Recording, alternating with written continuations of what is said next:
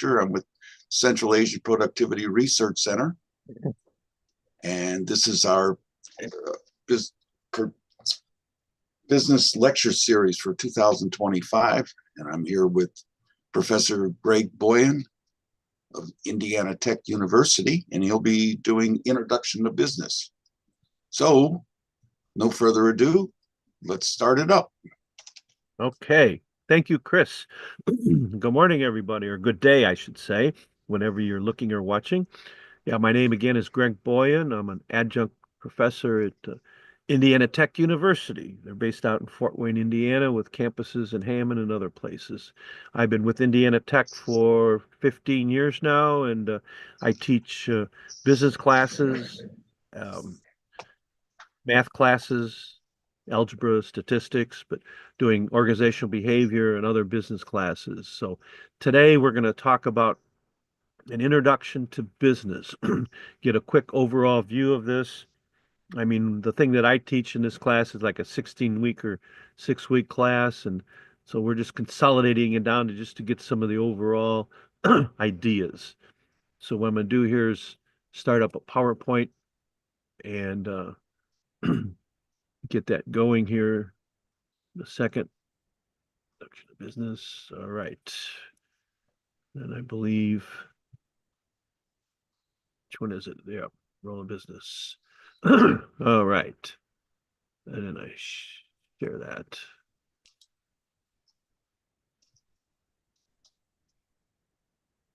Think we got it up there. Do we have it up there, Chris? There we go. No? All right. Then we get started with my PowerPoint. All right. So I want to make sure everybody can see that, right?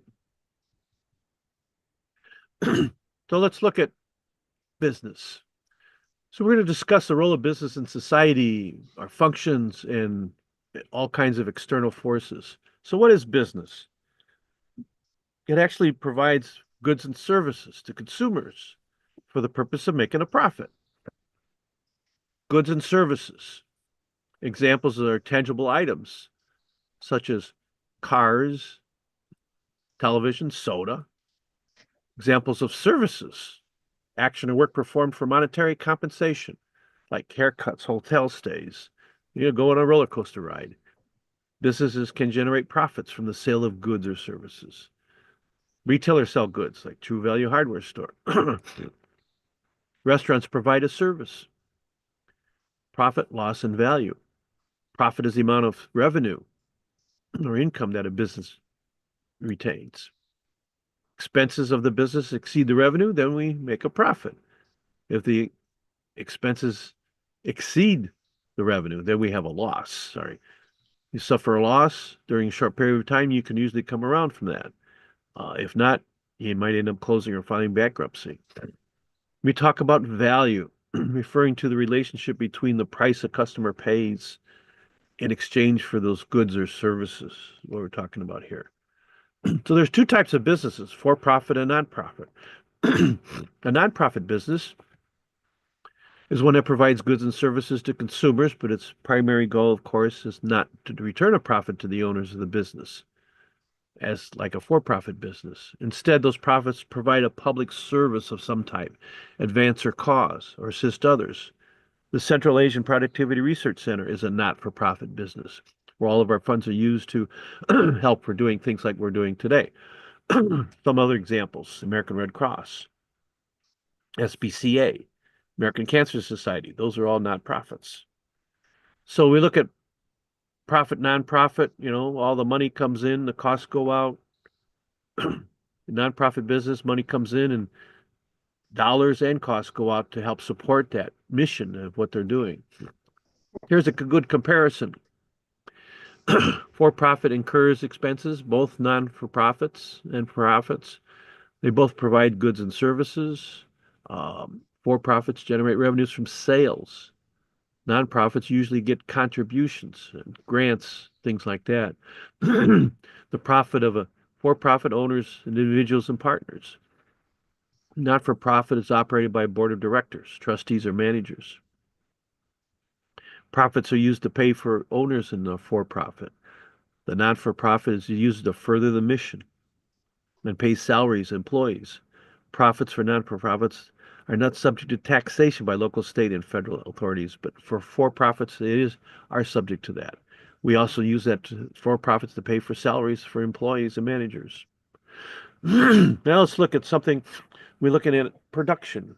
We have a product that we're going to provide.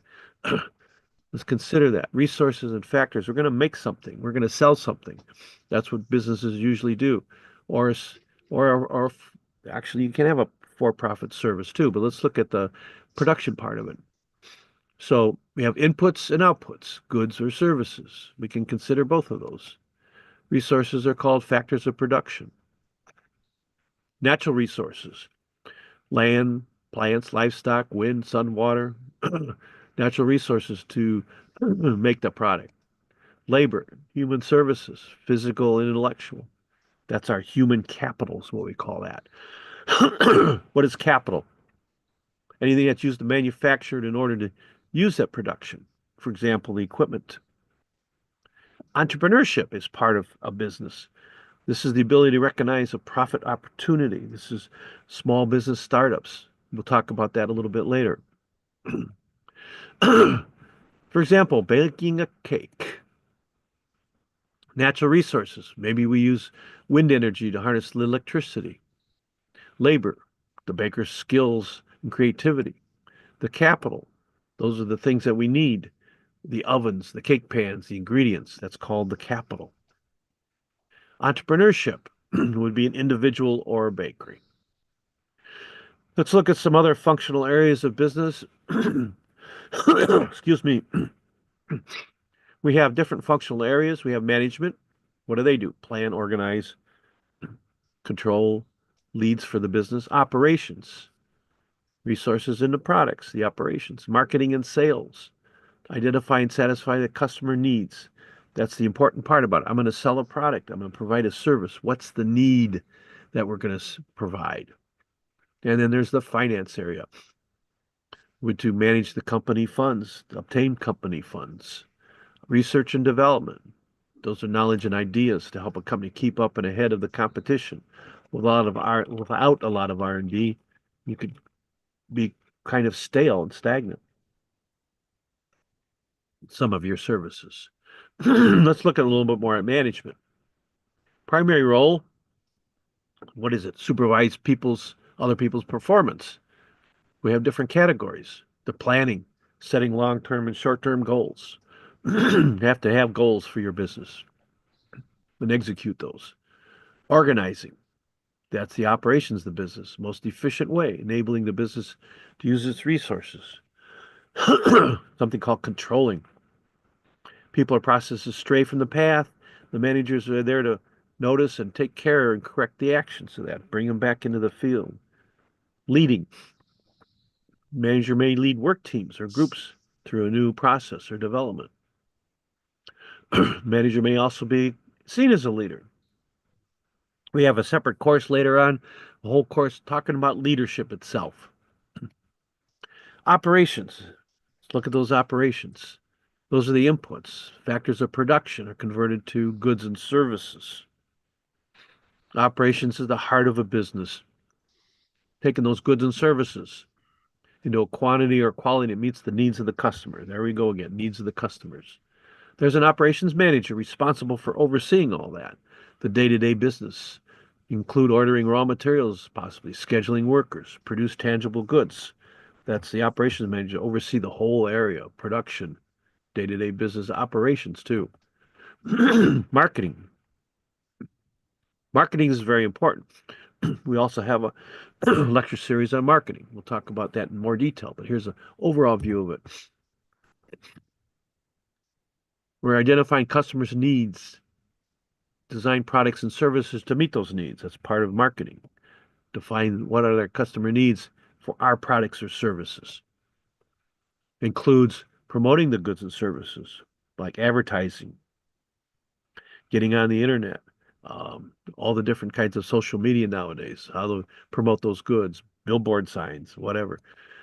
Determining how these services will be delivered. What does that mean? Are we going to ship them? Are we going to offer e-commerce? Are people going to come to my store to buy the goods? That sort of thing, especially for a small mom and pop shop. We have to develop a pricing strategy. We want to capture market share. We want to remain competitive, but we also want to make a profit too. So we have to look at the pricing strategy. How are we going to do that? We'll talk about a lot more of that in marketing.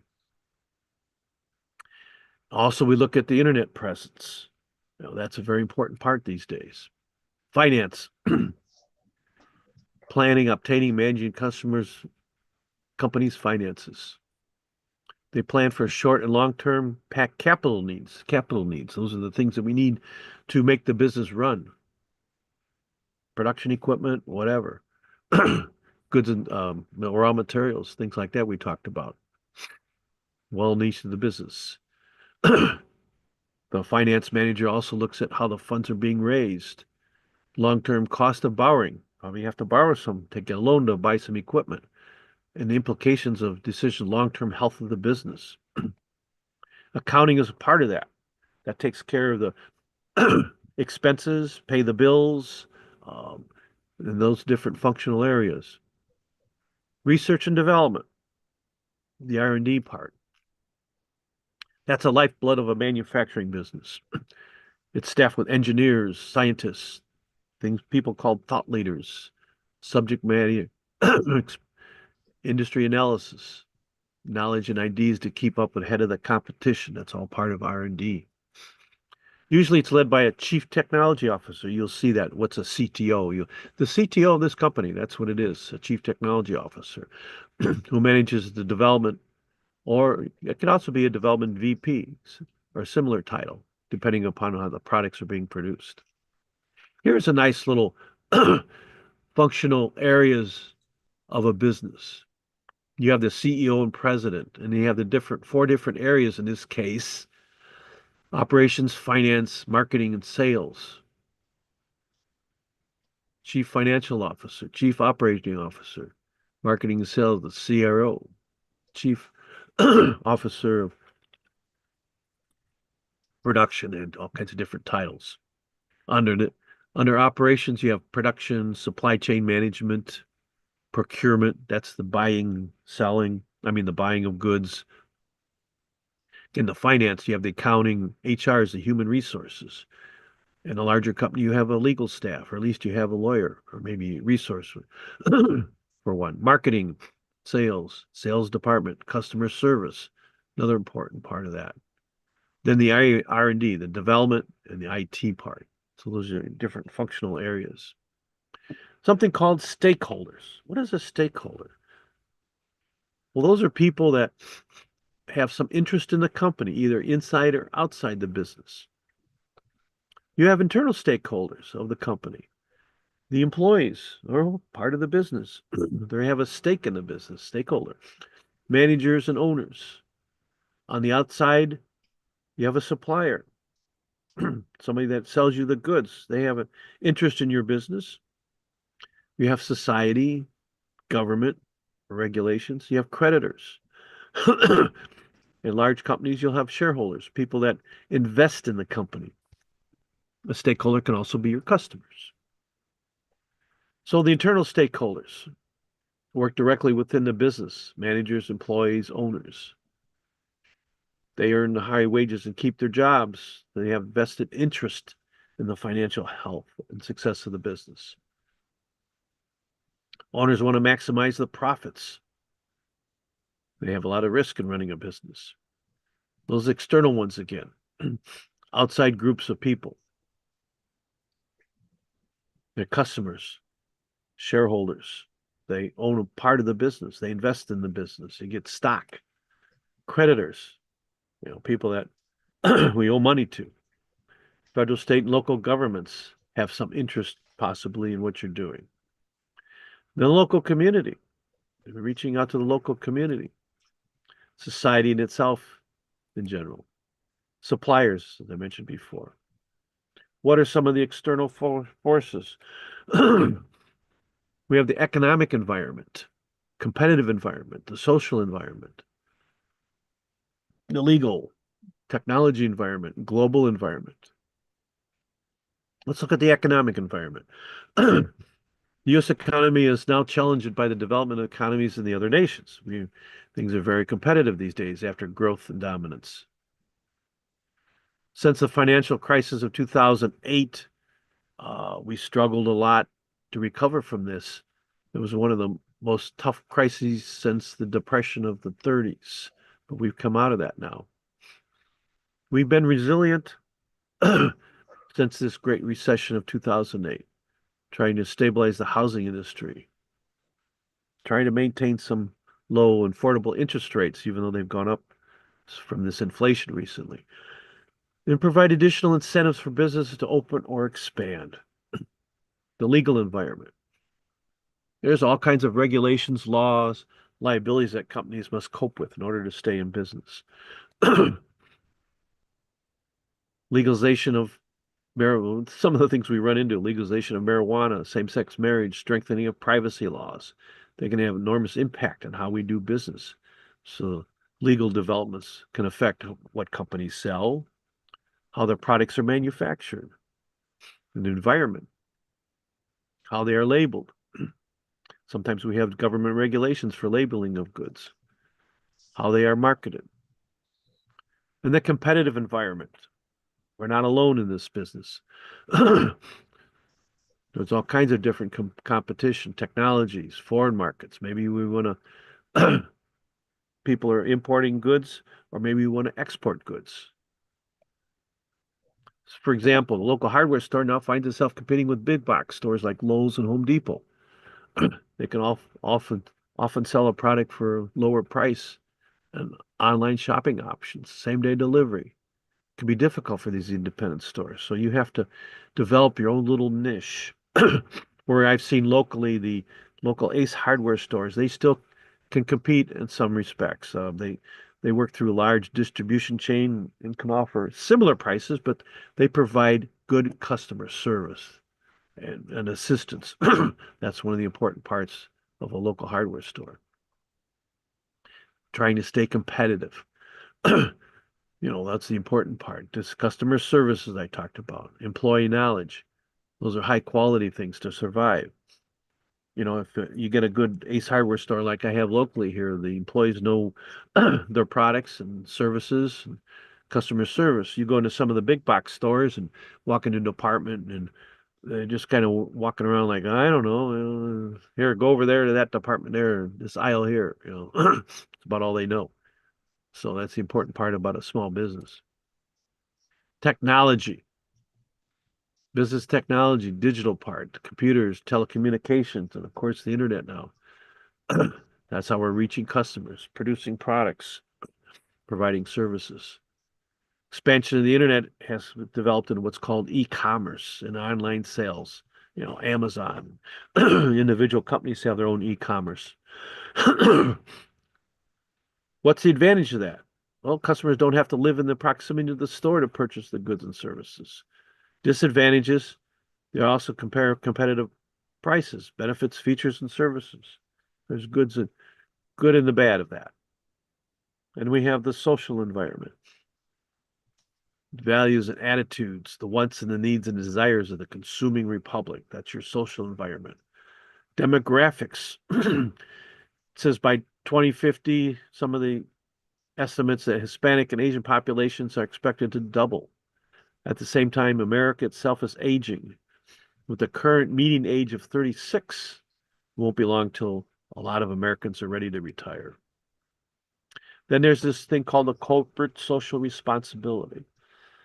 Be a good corporate citizen. We hear that a lot. Supporting charities, contributing to local communities, ethical standards, adopting environmental responsible practices. And then we can't forget the global environment. Oops. Sorry. Free trade among nations has allowed goods and services to flow across international borders. We try to strive for free trade. I know there's a lot of talk now about tariffs, but to help with our own manufacturing and industry and stuff. One of the examples of free trade is formal trade agreements. That helps with free trade to help independence within economies. For example, the free trade of the USMCA, the replacement for NAFTA, the US-Mexico-Canada agreement. We have some free trade allowances between the three countries to have a flow of goods between the three nations. So the national economy, we keep an eye on the world economy to anticipate changes, impact our products and services. So that's the introduction to business. So let's go to the next part. It's your basic business. Let's look at the part called entrepreneurship.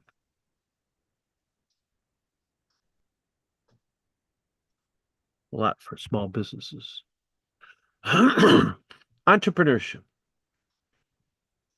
We'll discuss the role of entrepreneurship in a small business.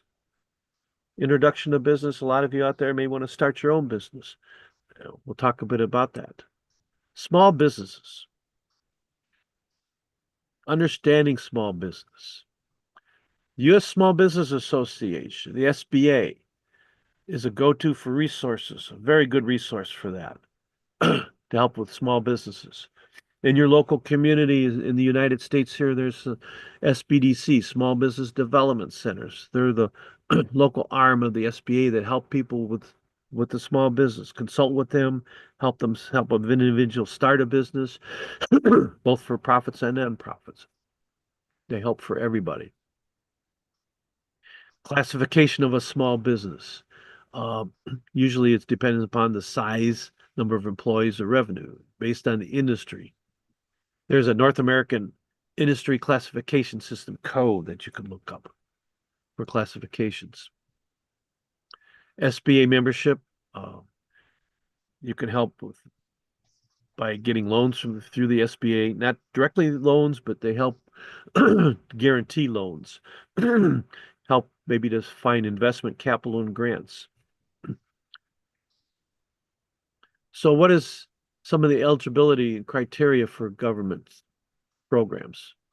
Part of the SBA and other government contracting programs, business should be a for-profit enterprise. I did mention not-for-profit, but they do help. The SBDC does help with that. Independently owned and operated. Physically located and operating in the United States and its territories. It's not a dominant market position nationally. Those are the large parts. So what's the contribution? I don't know about this 99.9, but a good 99% of all businesses in the U.S. are small businesses. Those are anything under, usually, excuse me, category of 500 or less employees. They're very crucial to the U.S. economy and to what's called the GDP. Small business employ 47% of all employees. They're not only an economic engine, they represent a good source of innovation. Look at Apple Computer, look at Dell, look at HP. They all started up as a small business. They provided an economic engine. They had a lot of innovation. So is an entrepreneur. What is an entrepreneur? I ran a small business incubator for a while to help start up businesses. I had to first learn how to spell entrepreneur. Merriam-Webster defines an entrepreneur as one that organizes and assumes the risk of business of an enterprise. What is an entrepreneur? Someone who sees an opportunity, some hole in the market, maybe something to do with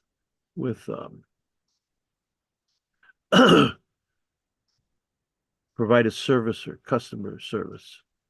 Works to create a solution, careful designing how the solution will be made and distributed. A lot of people have ideas. There are a few who decide to do something about them. It's a quote from Nolan Bushnell, Atari and Chuck E. Cheese founder. There are a few people who decide something about them, not tomorrow, not next week, but today. The true entrepreneur is a doer, not a dreamer. You dream first and then do. What are some of the common traits You have an idea and a drive to do that idea. You have some kind of people skills. You have to work with other people. You have a certain work style. You have some kind of financial savvy. If you don't have it, maybe take some courses, learn a little bit about financial traits of businesses. Sometimes the local community colleges will provide you like things like that. You might have an entrepreneurial background. You don't necessarily have to, but a lot of entrepreneurs start up many businesses.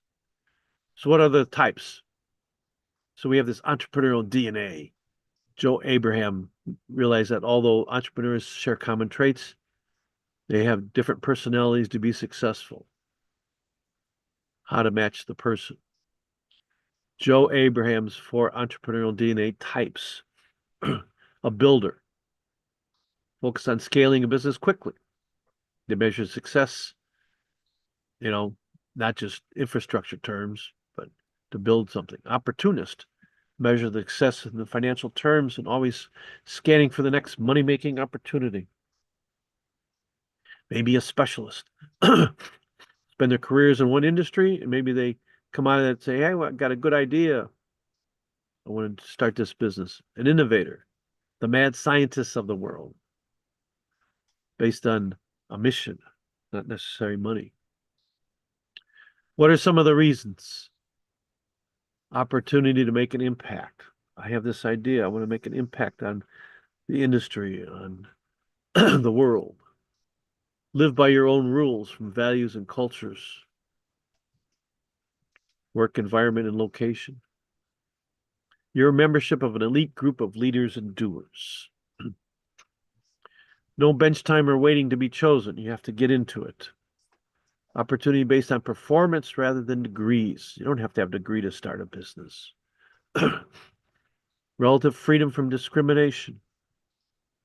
The thrill of creation and ongoing challenges of growth. More reasons. Unlimited upside potential. No growth ceilings. You can keep growing. Extreme learning and personal growth. Keep on learning. Working with stimulating people and emerging ideas and technologies.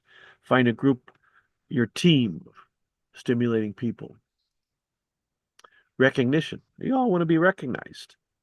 They're the rock stars of the business world. Build something for future generations. Maybe you start your own business for your future generations of your family. Defining success in your own terms is what we have. So let's look at this. Class discussion. If you want to have a discussion, small business and you. Think of your personal interests in the business environment in your community. If you were to plan a small business based on your personal interests, what would that business start? What business would you start? Something to think about. If you were to plan a small business based on the business environment, what business would you start? Like we got a repetition here.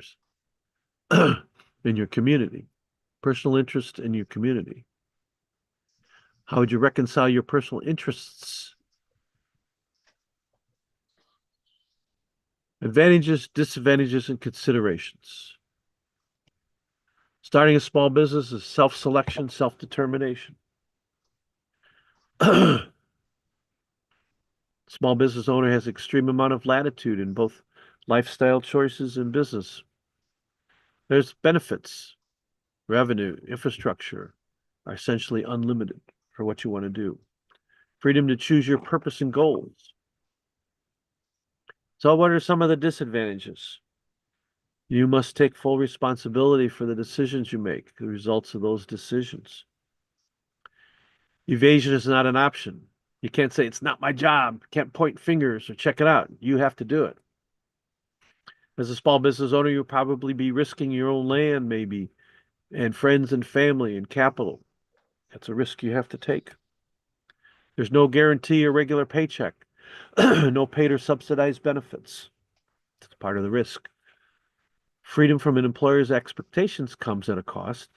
You're responsible for setting and managing your expectations. That's part of the thing that you have to consider and have to drive yourself.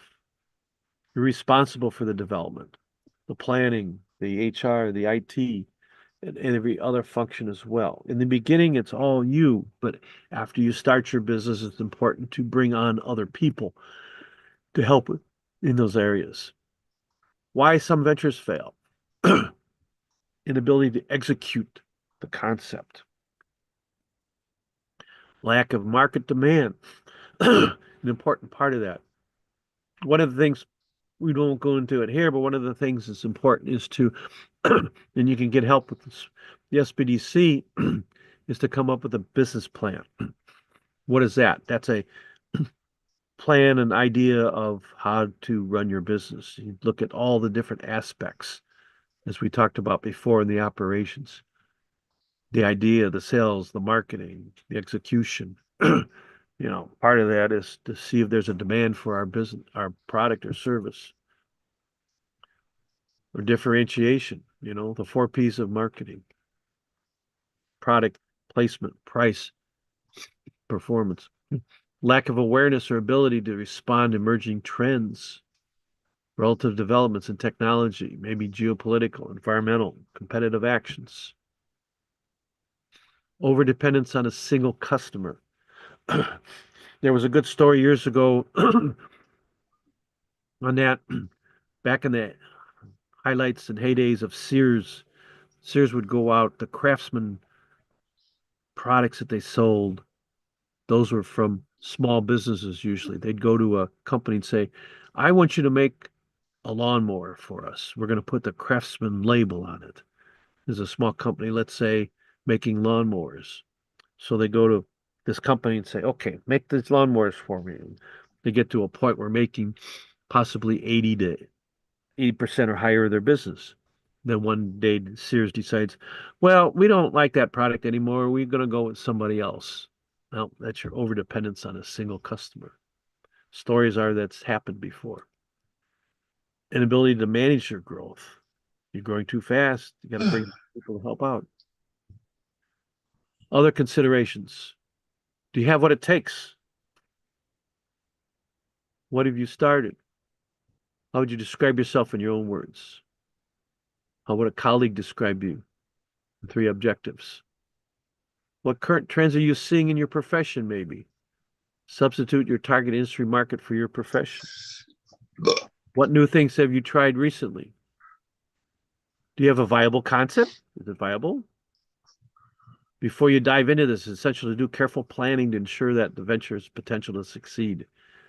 Is the reason you want to start a business consistent with your character and concept? Do a reality check. Why you want to start a business. Steps to starting a business. Conduct market research, as I talked about. It's part of the business plan. Test drive, fine tune it. Write your business plan. Distills your research and analysis into the action. Fund your business. How do I do that?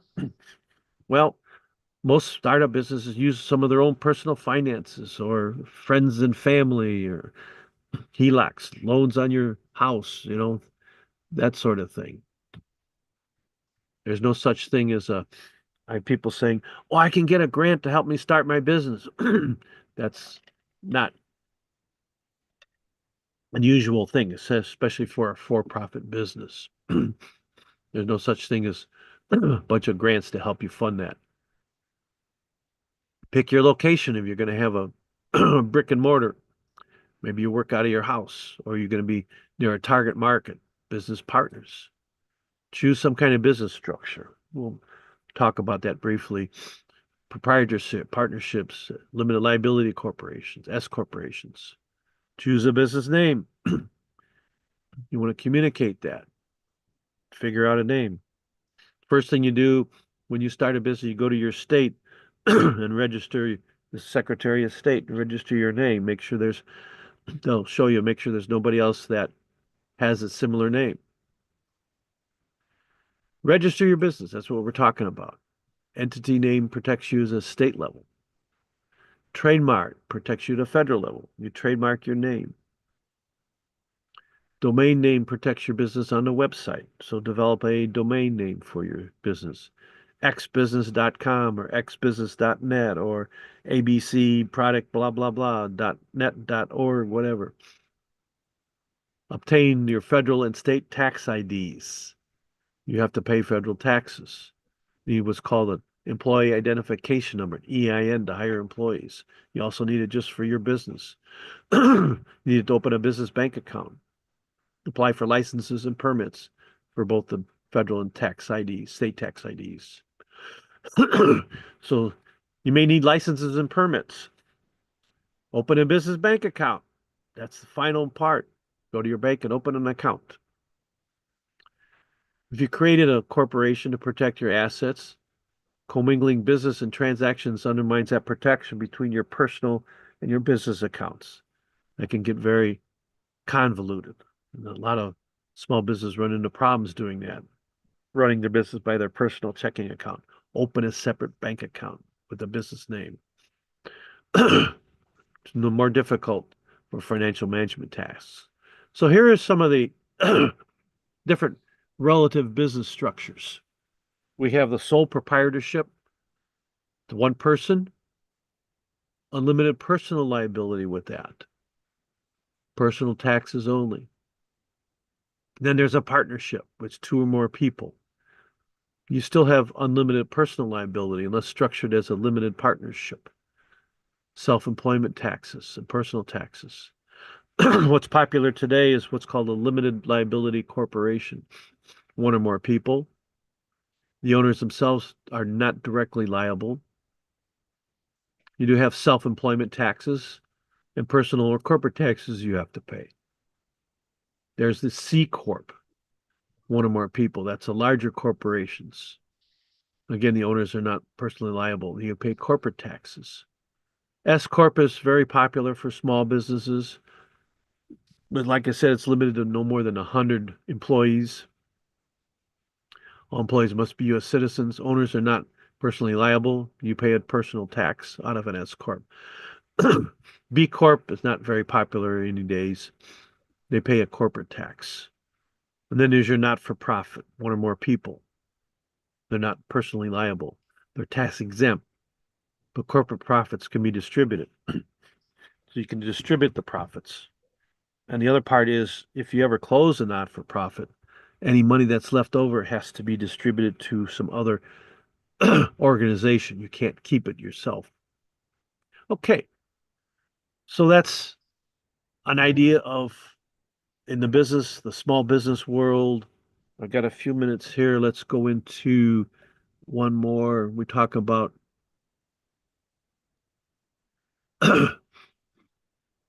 let's look at economics of all of this. The economic environment.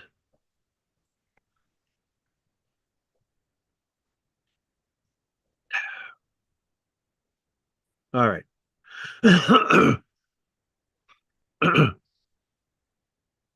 Let's talk a little bit about economics. There's a lot here, a lot of details, but we'll try to get through some of the basics. Talk about fundamental economic principles and help they shape the business environment. So what is economics? Well, one definition of it is the study of how humans make decisions in the face of scarcity. That's one way to look at it. When human wants and services exceed the limited supply, available supply, people make decisions on their own self-interest, weighing the benefits and costs. It's all part of economics. Understanding scarcity. Resources that we value, time, money, labor, tools, land, raw materials, exist in a limited supply. There's simply never enough resources usually. That's what's called scarcity. Every society at every level must make choices about how it uses its resources. We don't have infinite resources of anything. Maybe people say, oh, yeah, there's all kinds of resources in the ocean, but there's limited areas there too. Helps understand how we make decisions. There are never enough resources to address all our needs and desires, is what the economists all say. So we make a choice. We may have to forego other options. Economists use the term opportunity costs. What must be given up to obtain something for that desire? This is the fundamental principle of economics. Every choice has an opportunity cost. We have division of labor and specialization. Work required to produce a good or service, separated into tasks, performed at different workers instead of all tasks being performed by all workers. You distribute those tasks. Maybe there's specialization. When workers or firms focus on tasks which they have an advantage, special skills, talents, and interests. Something called economy of scale. The level of production increases, the average cost of producing declines. When production increases, the average cost decreases. We want to specialize, take advantage of these economies of scales, then use that income to trade for other goods and services as part of our profits. Workers can use that income to purchase goods and services. They do not need to know anything about electronics or sound systems to play music. They just download the music on a phone or computer and listen. So they don't need to know all the details. We hear things called microeconomics and macroeconomics. I've taught courses in both of those. You can get quite detailed in all the theories, but here's some basic principles. Microeconomics focuses on individual, they call them agents within the economy, like our household, workers, or local businesses. That's the microeconomics, maybe just your local area. Could also focus into a state level too. They make decisions in households about how to spend their money, whether to work, how much money do they save for the future. That's all part of microeconomics. Macro is a larger scale, studies the economy as a whole,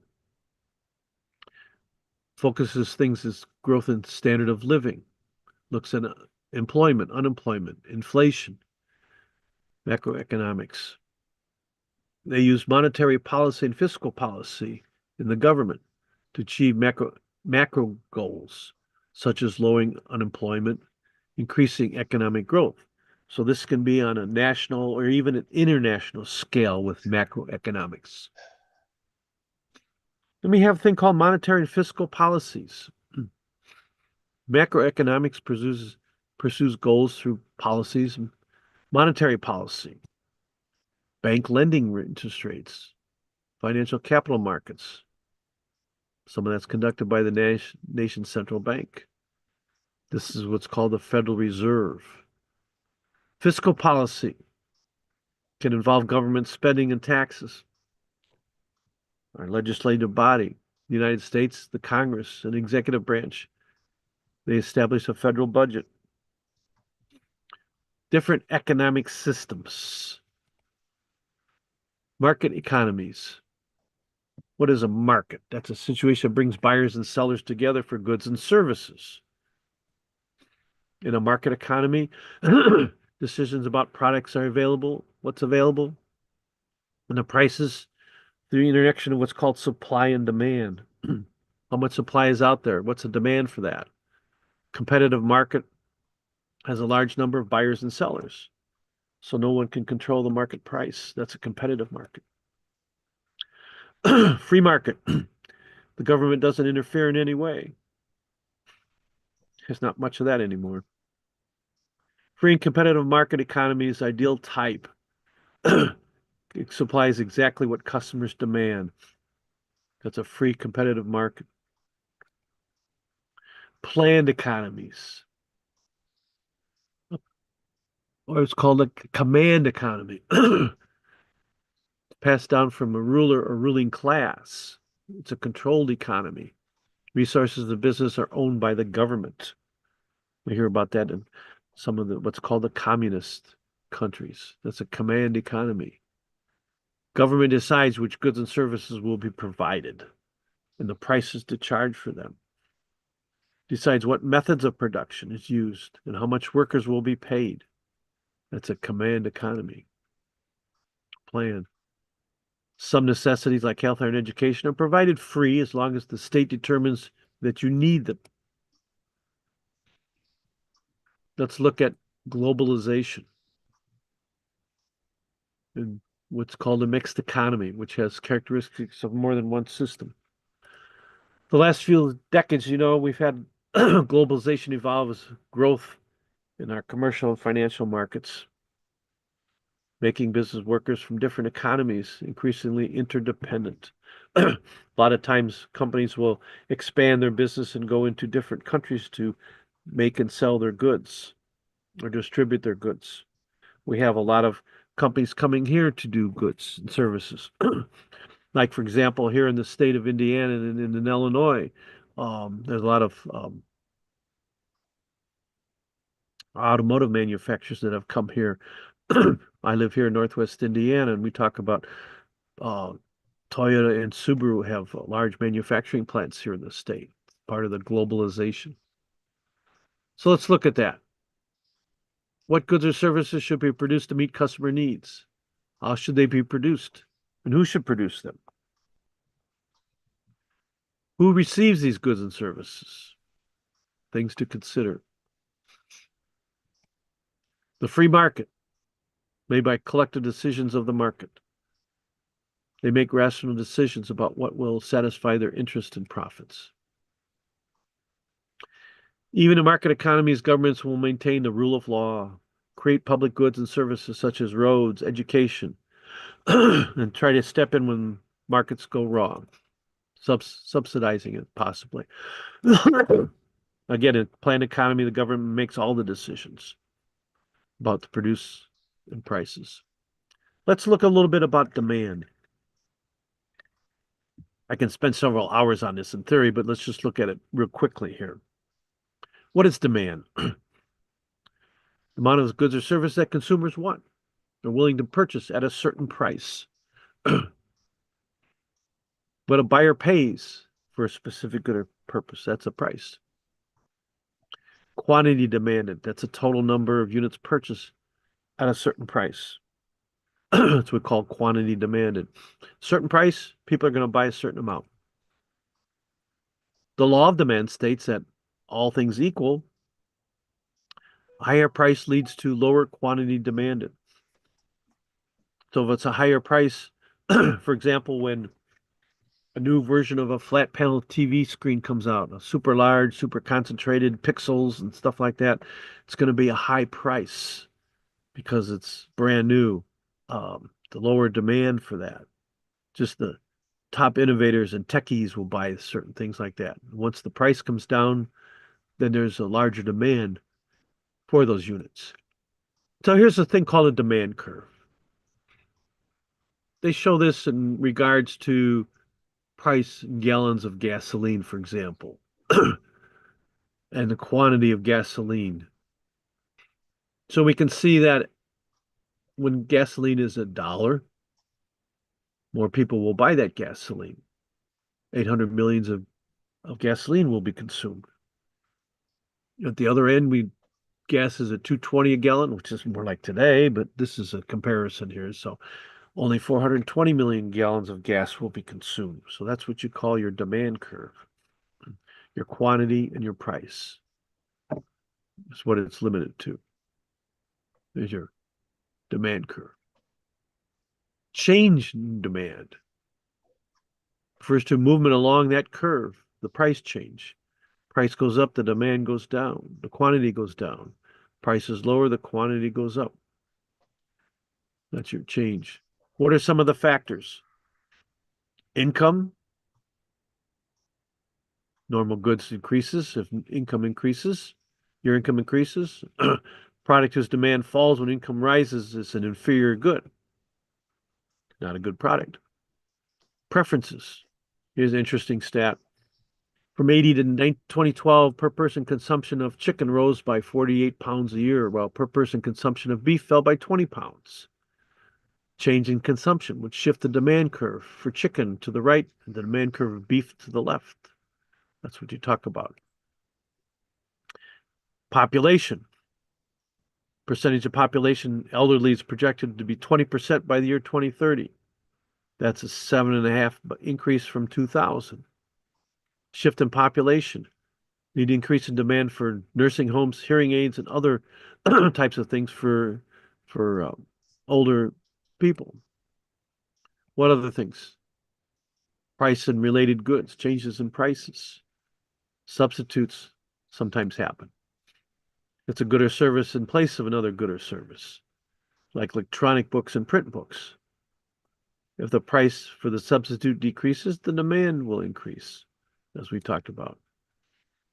Complements are goods that are often used together, like breakfast cereal and milk. Lower price for breakfast cereal will increase the demand for that good and likely increase the demand for milk. So it's a complement. Then we have changes in expectation about future prices. We don't know for sure about the prices, but demand may increase. People buy more to stock up. You never know. The other end of that curve is called supply. How much is out there? What is supply? Law of supply says a higher price typically leads to higher quantities supplied, possibly. Supply curve shows a relationship between quantity of supplies and a price on a graph. So we look at a supply curve. The amount of some goods or services that a producer is willing to supply at a certain price. So at a certain price, I can make my product at X amount of dollars. But at a lower price, maybe I can't. And my costs go up. A rise in price results in an increase in the quantity of supplies, usually, of the good or service. Fall in price, reduction in quantity. Sounds a little backwards, but that's how the theories of the supply curve go. We look at the quantity of supply. It means only a certain point in the curve. So here's the supply curve expectations. Notice it's the opposite. I can have 720 million gallons, but at a 220. It's an interesting way of looking at it. $1 per gallon, 500 million gallons. Why is that supply curve like that? Well, maybe at $1 per gallon, I can't afford to supply it. If my production costs are higher than that. So I can only make 500 million gallons of fuel instead of 800 million gallons. That's what we talk about, the supply curve. What are some of the factors? Cost of inputs, labor, materials, machinery. Sometimes it makes it less expensive. Maybe your cost of inputs increases, profits go down. And they will be incentivized to produce less output. Other factors, cost of production, weather, natural conditions, new technologies for production, government policies, taxes and subsidies. Then there's a thing called equilibrium. The equilibrium price. This is just a theoretical thing. I'm not going to go into a lot of details. At some point in the supply and the demand, there's what's called the equilibrium price where these two curves intersect. So in this case, for the suppliers, I can make $600 million, 600 million gallons of gas. I can sell it for $1.40 and make a profit. That's what's called equilibrium. Sure, I can charge more, but that's the equilibrium price. We have surpluses and shortages. When the price is below a certain equilibrium, we have shortages and demands. So we have excess supply of surplus, and we have excess demand or shortages. Those are the different curves. I won't get into a lot of the theories of this, but those are some of the basics when you hear about equilibrium and supply and demand. Surplus, excess supply. It's a surplus of goods, services. Then we have shortages.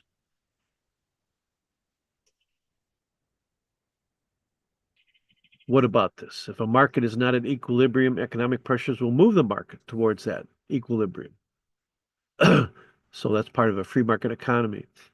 We look at efficiency. When it's impossible to improve a situation for one party without imposing a cost on another. If a situation is inefficient, it becomes possible to benefit at least one party without imposing costs on another.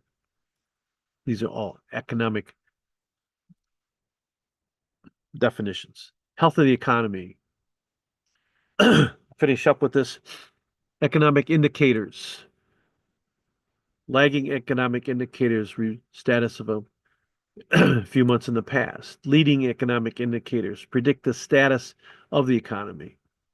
The lagging is what's happened in the past. Leading is what's predicting in the future. What are the three main goals of the world economy? Growth, high employment, and price stability. That's what we'd like to see. So what are some of those areas of growth? Gross domestic product, the GDP, the value of the goods and services that we produce. We hear about that GDP all the time. If it goes up, the economy is growing. If it goes down, we're contracting. High employment. The employment rate goes up during the periods when the economy is in decline and down when the economy is expanding. Price stability. Consumer price index measures inflation by determining the change in prices in a basket of goods. Growth. Gross domestic product. We talked about that. Total dollar volume using the price at which the product was sold. It's a GDP. Only refers to goods produced within a certain particular country, not internationally. They don't have an international GDP. Intermediate goods, like plywood or steel, used as inputs to produce other goods. They're not included in this calculation. Those are raw materials in some respects and would cause what's called double accounting. Steel increases, cars increase.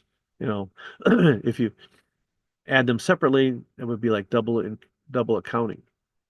High employment. Most important economic indicator. Unemployment can create a slowdown, lead to more unemployment. Three categories of unemployment. Cyclical.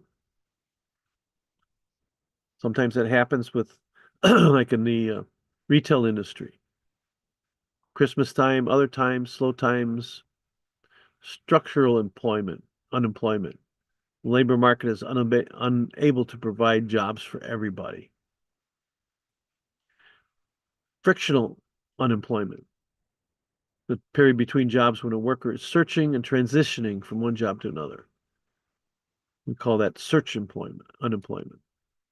Price stability. Price stability occurs when prices remain largely unchanged. Inflation, the rise in the general price level of goods. We've been seeing that. Deflation, decrease in the general price level. Hyperinflation was a rapid rise in inflation. Some of the third world countries can see hyperinflation due to all kinds of factors. Most economists believe a steady level of low to moderate inflation is ideal. Then lastly, there's the consumer price index, measures the changes in the price levels of services. It's a basket of goods in 8 major groups we determine as consumer price index. Food and beverages, housing, apparel, transportation,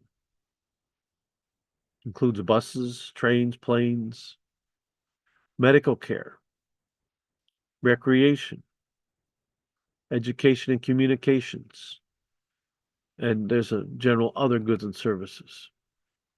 Then we have the Consumer Confidence Index, measures the degree of optimism we feel about the overall state of the economy, maybe our own personal financial situation, how confident people feel. If consumer confidence is lower, they're more likely to spend less and save more in that case. Business can make a prediction about consumer confidence. They can gauge the willingness to buy new products. Sometimes it's hard to make a prediction. If confidence is dropping, consumers are expected to buy less. Producers will tend to lower their production. So hopefully they can make a good prediction. Economic stages. Different stages of the GDP. We hear about these cycles all the time, the business cycles.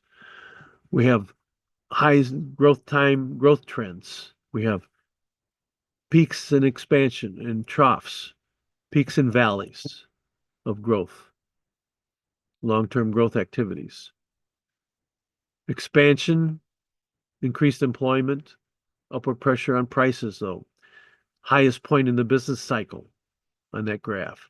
When the economy is producing at maximum allowable output, employment is at full or above. Of course, we have inflationary pressures on prices. Contraction. Following a peak, there's also growth, slow growth, decline, unemployment increases. There's not a just straight curve, there's always a variable curve on all this. A trough when the slowing ceases or stops. That's the valley. So what? Real gross domestic product fluctuations, long-term growth trends. Real GDP is the inflation adjusted value of goods. Sometimes you'll hear GDP and real GDP. Recessions and depressions. The National Bureau of Economic Research defines a recession as a significant decline of economic activity over more than a few months, usually over several quarters of real income growth, of employment and industrial production. That's considered a recession. If the economy does not expand again, then the economy may be considered to be in a state of depression over a very long period of recession. Okay.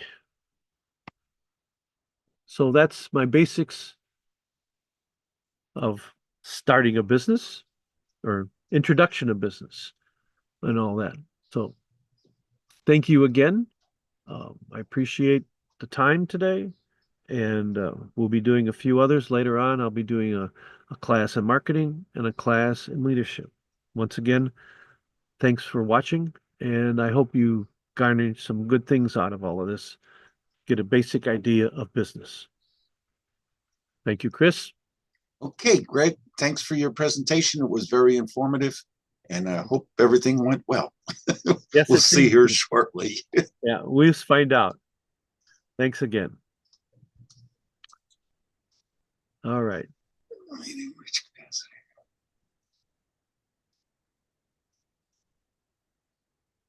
I have to.